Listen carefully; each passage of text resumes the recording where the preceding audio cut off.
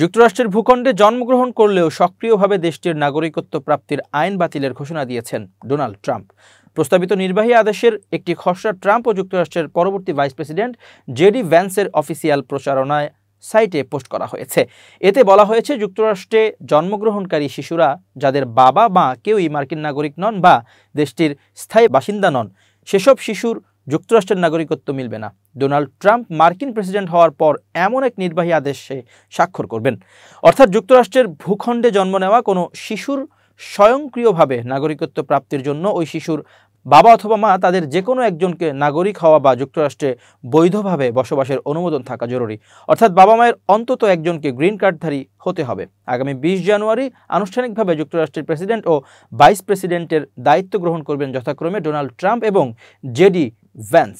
আর ওই দিন থেকেই এই নির্দেশনা কার্যকর হবে। জেডি ভ্যান্সের প্রচারণা সাইটে এমনটাই বলা হয়েছে।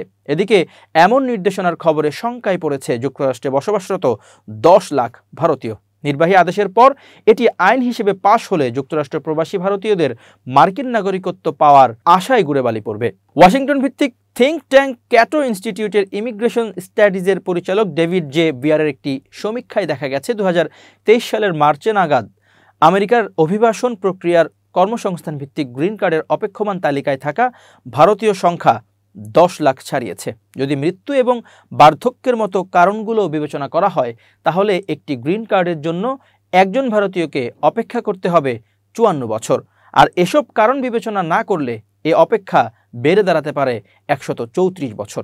এর ফলে 4 লাখেরও বেশি ভারতীয় তাদের কার্ড পাওয়ার আগেই মারা যাবেন। এটি ভারতীয় পরিবারের 1 লাখেরও বেশি শিশুকে প্রভাবিত করবে যখন তাদের বয়স হয়ে যাবে 21 বছর। কারণ সেসব ভারতীয় 21 বছর পূর্ণ হওয়ার পর গ্রিন কার্ডের তালিকা থেকে বাদ পড়বে। গবেষণা সংস্থা পিউ রিসার্চের বিশ্লেষণ অনুসারে যুক্তরাষ্ট্রে প্রায় 48 লাখ ভারতীয় বংশোদ্ভূত আমেরিকান আছে, যাদের মধ্যে 34% বা 16 লাখ যুক্তরাষ্ট্রে জন্মগ্রহণ করেছে।